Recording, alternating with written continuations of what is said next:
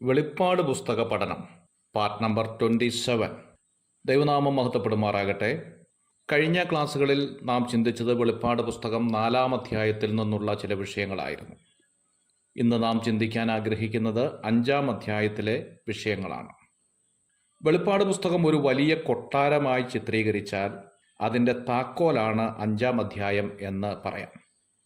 5-ാം അധ്യായത്തിലെ വിഷയം പഠിക്കാതെ ഒരു വ്യക്തിക്കും വെളിപ്പാട് പുസ്തകം മുമ്പോട്ട് പഠിക്കുവാനായിട്ട് കഴിയുകയില്ല. 5-ാം അധ്യായത്തിലെ പ്രധാന വിഷയം എന്ന് പറയുന്നത് വീണ്ടെടുപ്പ് എന്നാണ്. ബൈബിളിലെ പ്രധാനപ്പെട്ട ഒരു വിഷയമാണല്ലോ വീണ്ടെടുപ്പ് എന്നത്. വീണ്ടെടുപ്പ് എന്ന വിഷയത്തിന് 2 വശങ്ങളുള്ളതായി തിരുവെഴുത്ത് പരിശോധിക്കുമ്പോൾ നമുക്ക് കാണാൻ സാധിക്കും. ഗ്രീക്ക് വാക്കിൽ 2 മൂലപദങ്ങളിൽ നിന്നാണ് വീണ്ടെടുപ്പ് എന്ന വാക്ക് രൂപം പ്രാപിച്ചതത്രേ. അഗോറ എന്നും ലൂവോ എന്നുമുള്ള 2 വാക്കുകളാണ് അത്. അഗോറ എന്ന് പറഞ്ഞാൽ ചന്ത, പരസ്യ വിൽപ്പനാ സ്ഥലം എന്നൊക്കെയാണ് അർത്ഥമാകുന്നത്. ലൂവോ എന്ന് പറഞ്ഞാൽ കെട്ടഴിക്കുക, സ്വതന്ത്രമാക്കുക എന്നിങ്ങനെയാണ്.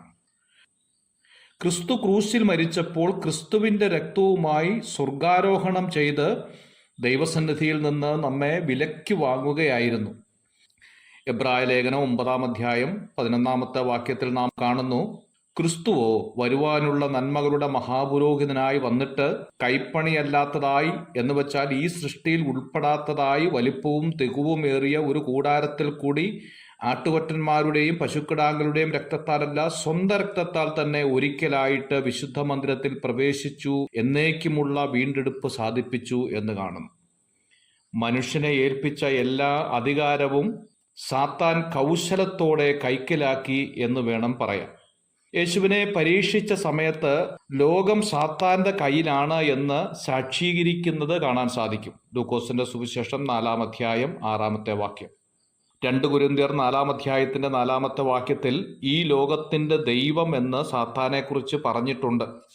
ദൈവപ്രതിമയായ ക്രിസ്തുവിന്റെ തേജസ്സുള്ള സുവിശേഷത്തിന്റെ പ്രകാശനം ശോഭിക്കാതിരിപ്പാൻ ഈ ലോകത്തിന്റെ ദൈവം അവിശ്വാസികളുടെ ഹൃദയത്തെ കുരുടാക്കി എന്നും കാണുന്നു.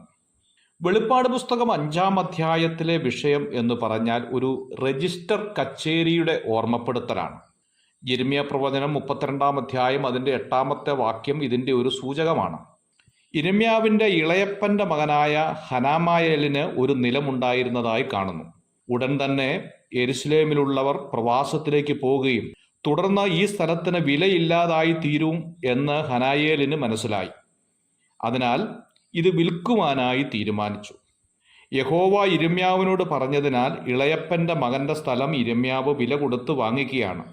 ഈ സ്ഥലത്തിന്റെ ആധാരം അഥവാ രേഖ മുദ്രയിട്ട് സൂക്ഷിച്ചു വെച്ചു.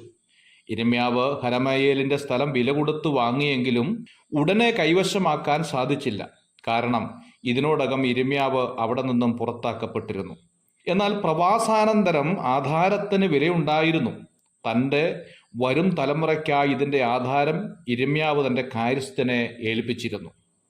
പ്രത്യേകം ശ്രദ്ധിക്കേണ്ടതായ ഒരു കാര്യം, യിരെമ്യാവ് ഈ സ്ഥലം വില കൊടുത്ത് വാങ്ങിയതാണ്. 2 സാക്ഷികളാൽ മുദ്രയിടപ്പെട്ടിട്ടുണ്ട്.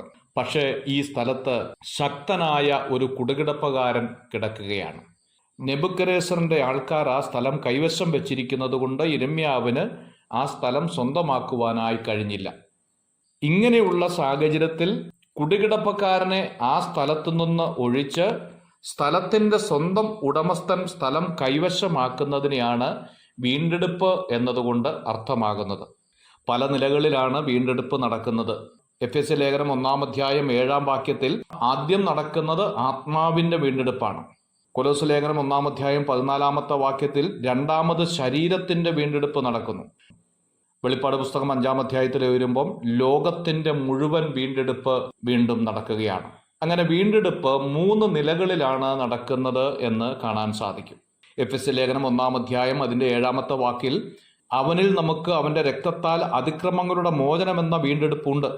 കൊലോസ്യ ലേഖനം 1-ാം അധ്യായം 14-ാമത്തെ വാക്യത്തിൽ അവനിൽ നമുക്ക് പാപമോചനം എന്ന വീണ്ടെടുപ്പുണ്ട് എന്നും കാണുന്നു. വീണ്ടെടുപ്പ് എന്ന അതിപ്രധാനപ്പെട്ടതായിരിക്കുന്ന വിഷയം വാക്യഭാഗം അടുത്ത ക്ലാസ്സിൽ ചിന്തിക്കാം. God bless you.